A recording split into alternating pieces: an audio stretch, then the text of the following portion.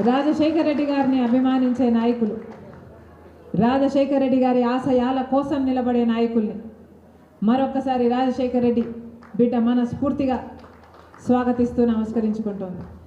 రాజశేఖర రెడ్డి గారి అభిమానించే వాళ్ళు రాజశేఖర రెడ్డి గారి ఆశయాలను కూడా కాపాడాల్సిన బాధ్యత ఉంది. తాకట్టులో ఉన్న బంగారాన్ని విడిపించి ఆ రోజు ఆన్లైన్ రేటుకే మేము కొంటాం. Sharma gold company.